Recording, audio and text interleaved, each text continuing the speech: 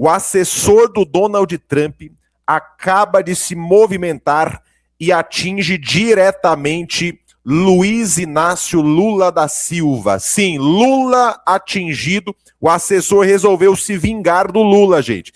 Isso escalou rápido demais e não para por aí, porque no meio dessa explosão, o Vorcaro acabou de abrir o bico sobre os ministros do STF. Foi agora, sem filtro, sem recuo.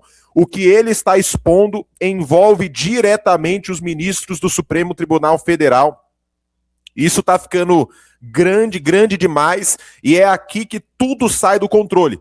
Porque, ao mesmo tempo, o Gilmar Mendes, ministro do STF, entra na linha de frente, o clima vira confronto aberto, tensão, pressão, ameaças, e o alvo, a Rede Globo. Sim, isso chegou nesse nível. Gilmar Mendes acaba de ameaçar a Rede Globo e algo gravíssimo é anunciado nesse momento. E enquanto isso está acontecendo, a mídia parece travada ou ignorando ou tentando entender o tamanho do que acabou de explodir. Você que está acompanhando isso em tempo real, já deixa o seu like aqui agora, porque isso está saindo agora, tá? E eles estão querendo derrubar esses conteúdos. Agora segura isso, porque no meio desse caos, outra peça acabou de se mexer. Eduardo Bolsonaro entrou em ação agora e o movimento dele foi direto, cirúrgico. Nos Estados Unidos agora ele interfere e muda completamente o rumo e consegue proteger Flávio Bolsonaro em um momento crítico. Documento proibido sobre Alexandre de Moraes agora nos Estados Unidos. Eduardo Bolsonaro anunciando, e isso aqui é o mais pesado, gente. É um documento que não queriam que fosse exposto. E vou revelar tudo para vocês agora, o que está circulando nesse momento, gente. É algo que está atravessando fronteiras, não é mais só política. Isso aqui vira outro jogo, outro nível, outra consequência, e é por isso que o clima agora é de alerta total, porque isso está se escalando rápido demais, está fora de controle, e o mais estranho, isso aqui não está sendo tratado como deveria, ou estão tentando segurar. Vou mostrar aqui, ó, primeiro são 4 matérias, a primeira já está na tela, deixa aqui o seu like e vamos para o vídeo. Você lembra que há um tempo atrás, um assessor do Donald Trump vinha ao Brasil e ele ia visitar um certo ex-presidente que está preso injustamente na Papudinha, ia visitar o Bolsonaro, lembra disso? Pois é, acabou de sair informações, um passarinho me contou que foi exatamente este que o Lula barrou, que o Lula travou aqui no Brasil, ainda fez ofensa contra ele, causando um conflito diplomático, foi o responsável por se vingar do Lula lá nos Estados Unidos. É, meu amigo, se prepara. Além disso, ainda sobre o caso Ramagem, tem outro ponto interessante. O Congresso Nacional prepara uma missão entre senadores e deputados, para ir aos Estados Unidos para descobrir se o governo Lula fez espionagem e violação de soberania dos Estados Unidos. E se isso aconteceu, cabe ao Congresso Nacional abrir processo de impeachment contra o Lula. Então, para pensar, teremos, a partir de então, encontros com deputados, senadores norte-americanos, onde será exposto a situação do Ramagem. Será que eles sabem ao certo o que está acontecendo com o Ramagem? Pois é, passará a ser exposto. E aí, é óbvio que eles vão contar com a ajuda, né, dos escudeiros aqui, que é o Paulo Figueiredo e o Eduardo Bolsonaro. Lula pode se lascar. Eduardo Bolsonaro e Paulo Figueiredo, direto de Washington, para falar sobre o caso Ramagem. Dê uma olhada. Fala pessoal, estou aqui bem acompanhado com Paulo Figueiredo, saindo agora do State Department, dizendo que a gente não para de verdade, né? Estamos muito felizes com recentes acontecimentos com relação à soltura do Ramagem.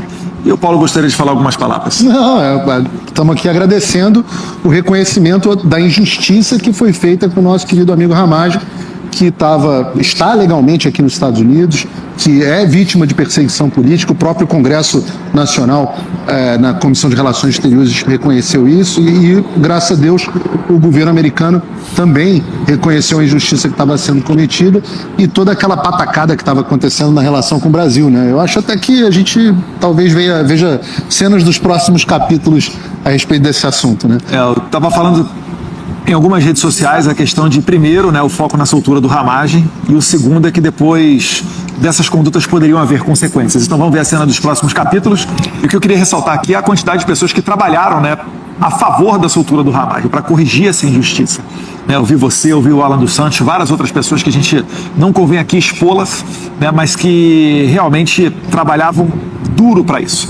E, por outro lado, você via a Polícia Federal no Brasil querendo dizer que ocorreu uma cooperação entre Estados Unidos e Brasil, o que no crime organizado, né? Pior é aonde eles diziam cooperação contra o crime organizado, como se o Ramagem fosse parte de uma organização criminosa que ninguém no mundo inteiro acha que de fato foi uma organização criminosa que aconteceu no Brasil. Mas acho que com a soltura do Ramagem caiu por terra essa narrativa da Polícia Federal brasileira, que tentava recuperar a credibilidade, porque eles já se deram mal, porque não conseguiram extraditar os quase 70 que o Alexandre de Moraes pediu para a Argentina, não conseguiu extraditar na Espanha o Oswaldo Eustáquio, o próprio Alan dos Santos aqui nos Estados Unidos. Com certeza, se tivesse saído uma extradição do Alan dos Santos, eles viriam para trás do Paulo Figueiredo, do Rodrigo Constantino, mim, todo mundo que está aqui nos Estados Unidos. Então eu queria ressaltar esse ponto e por isso que eu entendo que foi posta tanta energia, né, do Andrei, que comanda a Polícia Federal do Lula, nesse caso do Ramagem. Infelizmente a gente não vê o mesmo empenho do governo brasileiro para ir atrás das verdadeiras organizações criminosas como o Comando Vermelho e o PCC. Pelo contrário, o que a gente escuta aqui, muitas das coisas a gente não pode comentar, mas deixam a gente estarrecido com o tamanho do lobby do governo brasileiro em favor de organizações terroristas, que é algo que gera surpresa até mesmo aqui. Eles falam assim, mas por que essa ligação tão profunda? Então, é algo que eu acho que também deve permanecer aí no horizonte das pessoas por longo prazo. Mas o trabalho vai continuar, muita gente xinga, mas o trabalho continua e os frutos do trabalho vieram com a soltura do Ramagem, que é o mais importante. Um homem bom, um homem de família, que dormiu, graças a Deus, com as filhas e com a esposa, que é uma guerreira essa Rebeca, noite. Então, realmente. Rebeca, nosso aplauso aqui para Rebeca Ramagem. Ramagem é um homem de muita sorte. E disso daí haverá consequências positivas para todo mundo, pode ter certeza. Igual eu falei, quando saiu o relatório do Comitê do Judiciário, né, que veio após várias declarações do Departamento de Estado, várias declarações públicas do próprio presidente Donald Trump, esse relatório do Comitê do Judiciário e agora a soltura do Ramagem, isso tudo vai ajudar a todos os perseguidos, né, políticos que estão na mira do Alexandre de Moraes. Então é o Eduardo Bolsonaro, é a Zambelli, é os exilados na Argentina. Então isso aqui pode ter certeza que quando o fruto vem bom também para todo mundo. A gente está vendo que o Lula, só um recadinho para você, a gente está vendo, tá todo mundo percebendo que você está tentando cavar uma crise com os Estados Unidos para ver se o Trump coloca uma tarifa de novo no Brasil. A gente está vendo aqui. Eu já falei sobre isso para vocês, tá? Já avisei o que está acontecendo na maior cara dura. Todo mundo tá vendo que você tá cavando essa falta. Falou do Papa ontem, o pessoal viu, tá todo mundo vendo. Semana passada você estava falando que o Trump nunca viu um argentino, um nordestino bravo. A gente tá todos os dias, provoca em relação ao Irã, provoca em relação à Venezuela. Tá todo mundo vendo. Avisa pro Sidônio que não vai colar não tem tarifa vindo para te salvar não. Você vai perder do Flávio mesmo. É isso aí. Um abraço, pessoal. Fiquem com Deus. Essa resposta é para Vossa Excelência. Vai intimar os ministros? Ainda não. Presidente, intima eles, coloca para chamar. Ele fez um relatório indiciando os ministros e eu espero que Vossa Excelência, presidente, o senhor disse que vai deixar a advocacia do Senado, né, a favor do Alessandro Vieira. Eu queria mais, tentar um recado para o STF, abrir o impeachment desses ministros. Eles passaram de todos os limites dizendo que vai deixar inelegível. O Senado tem que dar um recado para o STF. O Senado tem que tomar vergonha na cara e colocar o STF no devido lugar deles. Chegou a hora de Vossa Excelência tomar atitude e abrir o pedido de impeachment desses ministros. Olha o que fizeram com o Alessandro Vieira. E fica aqui meu repúdio aos senadores que arquivaram esse relatório ontem. Essa manobra que fez. Porque eles fazem o que querem aqui no país. Parecendo que é monarquia, que são reis. Eles não são reis. Eles têm que ser investigados como qualquer outro cidadão tem que ser. Aí faz um relatório aqui indiciando esses ministros, vem Gilmar Mendes apontar o dedo aqui dentro do Senado, botar esse Senado de joelho. Eu espero que dos 81 senadores dê um recado para o STF. Aqui ninguém tem que ficar de rabo preso com o STF, não. Fica aqui meu solidariedade, Alessandro Vieira. Tem que ser relatório, sim, tem que ser indiciado, sim, tem que ser investigado. Não estão acima da lei. Então, não precisa colocar a advocacia do Senado, não. Chegou a hora de impeachment a ministra aqui. Chegou a hora de nós, senadores aqui, honrar a população lá fora. E, para minha surpresa, eu vejo mais uma vez pela imprensa que o ministro Alexandre de Moraes autorizou o início de um processo criminal contra mim, depois de uma PEC simples, coincidentemente distribuída para o ministro Alexandre de Moraes no Supremo Tribunal Federal, de uma postagem minha em uma rede social onde eu falo: Lula será delatado, por ocasião da prisão de Nicolás Maduro, seu grande amigo de longa data. Ele tem muito orgulho, inclusive, de estar sempre publicamente próximo e fazer gestos, inclusive financeiros, usando o dinheiro do brasileiro com relação à Venezuela. Onde está a imunidade parlamentar? Onde está a liberdade de expressão? Uma petição simples de ser arquivada, porque não tem nenhuma base, nenhum fundamento, não está se tratando de ofensa a ninguém, está se tratando da opinião de um senador da República. Eu quero só fazer esse registro, presidente, porque está muito claro qual é a estratégia. Já que agora Alexandre de Moraes não está mais no TSE, ele vai querer desequilibrar as eleições lá do Supremo. Com esse inquérito aberto há 7 anos, esse malfadado inquérito das fake news que atrai tudo que ele quiser e quem ele quiser, isso vai ser recorrentemente usado durante as eleições deste ano para tentar me impedir de expressar o meu ponto de vista e falar a verdade sobre, inclusive, ele. Então eu queria só pedir a atenção de Vossa Excelência, porque, de fato, há um desequilíbrio entre os poderes. E é só o Senado Federal que tem condições de restabelecer esse equilíbrio, a harmonia, para que possamos sonhar em ter uma democracia plena mais uma vez, presidente Tabi. Só fica para a reflexão, porque essa prática não dá mais para aceitar em outras eleições agora em 2020. O Supremo Tribunal Federal, em particular por meio do seu decano, está perdendo todos os pruridos. Gilmar Mendes decidiu, em um tweet, atacar Romeu Zema, ex-governador de Minas Gerais, pré-candidato à presidência da República. Veja bem, senhor presidente, o que fez Gilmar Mendes hoje.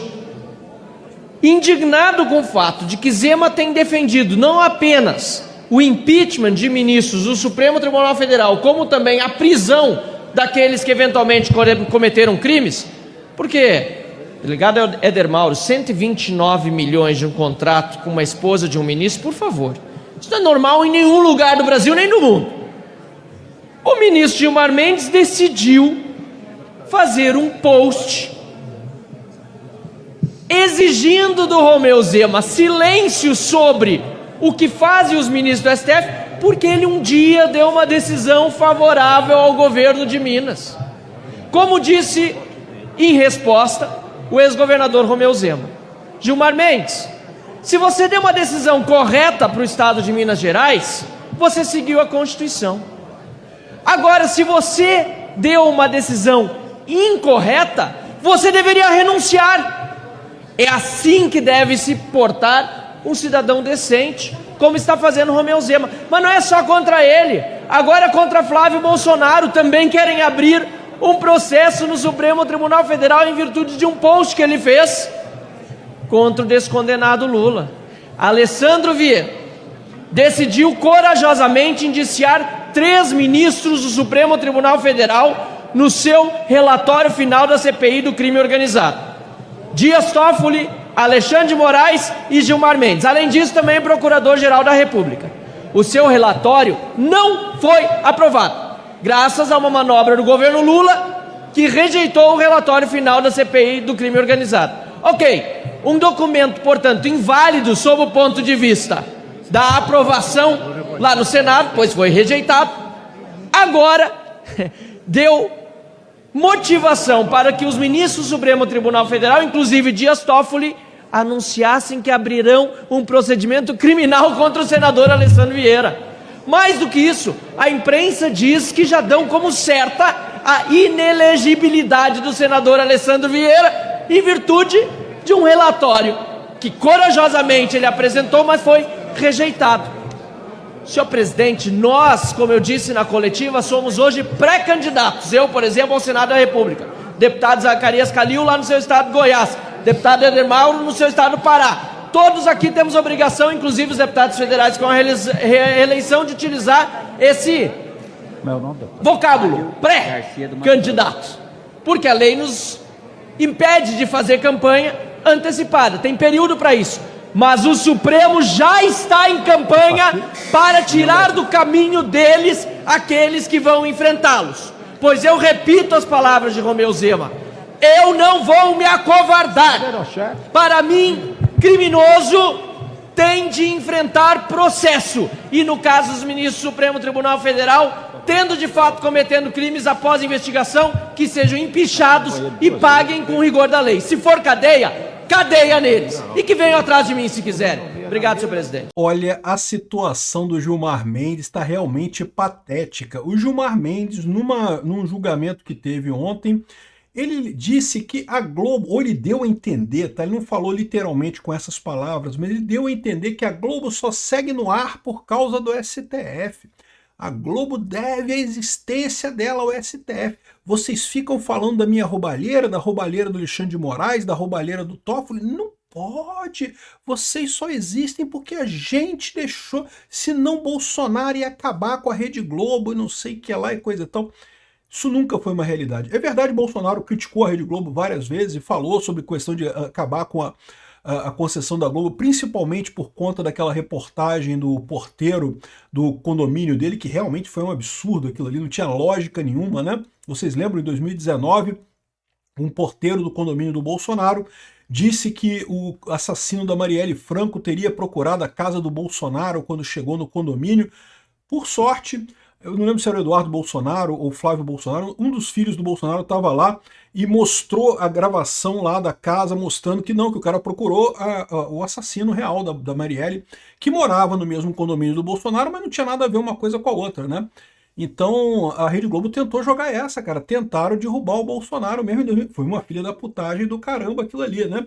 Mas no final das contas não teve nada de nada com aquilo aí. E mesmo que tivesse, né, o Bolsonaro chamou a Globo de lixo e ameaçou não renovar a concessão e não sei o que lá.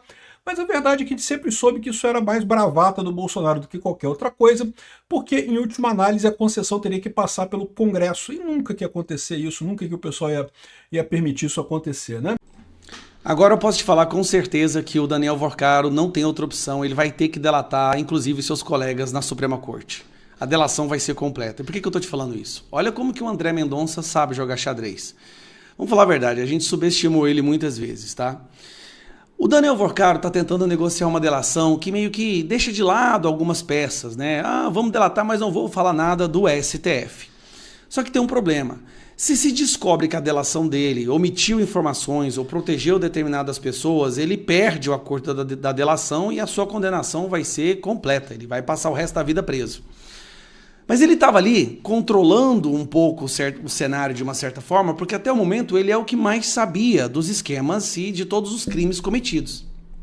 Aí hoje teve a prisão do ex-presidente do BRB. E por que isso mudou o jogo completamente? Assiste só o início dessa fala aqui da Malu Gaspar que você vai começar a entender. Tudo dessa sua apuração, Malu, boa tarde, seja bem-vinda. Pois é, André, já faz um tempo que eu venho ouvindo falar, né, do Daniel Monteiro pelo fato de justamente ele ser o personagem que organizava essas estruturas. Para o Daniel Vorcaro, primeiro ele organizou a estrutura que o Daniel Vorcaro usou para desviar o dinheiro. Então, não sei se a gente comentou aqui, eu lembro que a gente falou, eu e você, sobre o medo que o Vorcaro tinha do dinheiro dele desaparecer das contas onde ele tinha escondido ao redor do mundo. E que se esse dinheiro desaparecesse, ele ia ficar sem ter o que entregar num acordo de delação premiada. Quem organizou toda a estrutura para ele distribuir o dinheiro mundo afora foi o Daniel Monteiro, que é um advogado que atuava para o Vorcaro e para o Master, mas não era do Master. Ele ficava no Master, ele ia lá, mas ele era uma pessoa meio que atuava no paralelo. E não só ele fazia as contas, organizava as contas secretas do Vorcaro, como por ter organizado essas contas secretas, ele também organizava a distribuição de propina. Você esse ponto aí, ó. Esse cara que foi preso agora é o cara que organizava a distribuição de propina. Ou seja, esse é o cara que pagava e passava dinheiro para as autoridades do Executivo, Legislativo e STF. Então, se esse cara delata e prova que a delação de Vorcaro mentiu, o Vorcaro perde o seu acordo. A situação é tão desesperadora para o Daniel Vorcaro que agora eu vou passar para o próximo vídeo, que é esse aqui, ó. Daniel Vorcaro agora foi colocado numa situação onde ele não vai poder segurar nenhuma informação. Escuta isso. O banqueiro Daniel Vorcaro sinalizou ao ministro do Supremo Tribunal Federal, André Mendonça, relator do caso Master, uma delação premiada forte que envolva personagens dos 3 poderes. Você escutou isso? Ele prometeu uma delação que envolva a personagem dos 3 poderes. Executivo, Lula e sua turma. Legislativo, isso aí o Brasil precisa saber quem é que recebeu propina desse cara. Só que quando ele fala dos 3 poderes, o outro poder é o STF. Ele, preste atenção, na fala do Daniel Vorcaro, da negociação da delação, ele já está falando que tem gente do STF e que ele vai delatar. Você entendeu isso? Porque agora ele vai ser obrigado, porque tem outra pessoa presa, que se essa pessoa delata primeiro e apresenta provas primeiro, a delação do Daniel Vorcaro perde valor. Já tem uma pessoa delatando ali. Não precisa mais da delação do Daniel Vorcaro. Quando esse pequeno trecho da fala desse repórter... forte, que envolva personagens dos 3 poderes. Que envolva a personagem dos 3 poderes. Quer dizer que tem algum personagem, um ou mais de um personagem no STF... envolvido no esquema do Banco Master. Isso aqui, que ele falou de forma tão à passant, né? De forma tão simples assim, né? É uma bomba. Tem gente do STF que vai estar na delação do Vorcaro. Essa apuração é do analista Caio Junqueira e está no site da CNN Brasil. A conversa entre o advogado José Luiz de Oliveira Lima e o ministro aconteceu recentemente em São Paulo. Foi o segundo encontro entre ambos. Mendonça teria saído otimista com o diálogo. A expectativa é de que a delação seja ampla e aborde a relação de Vorcaro com integrantes dos 3 poderes da República. De novo, relação com os 3 poderes da República. 3 poderes: Executivo, Legislativo e STF. A ideia seria incluir ministros do governo Lula, parlamentares e membros do Judiciário. Quem são esses membros do Judiciário, hein? Incluindo ministros do STF. Incluindo ministros do STF. Você está entendendo o peso disso aqui? Os advogados do Vorcaro já estão falando, teve envolvimento de gente do STF. O objetivo principal da defesa de Vorcaro é aumentar a chance de homologação do acordo. Cara, isso aí pra mim, cara, só o fato do... Nossa Senhora, essa delação vai ser a coisa mais maravilhosa do mundo. Aí vai vir o Gilmar Mendes, Dias Toffoli e Alexandre de Moraes querer prender os advogados do Vorcaro, provavelmente. Eu não se surpreenda se nos próximos dias tiver uma busca e apreensão na casa dos advogados do Vorcaro. Aí qualquer advogado que o Vorcaro contratar vai ter busca e apreensão. Nenhum advogado vai querer defender o Vorcaro.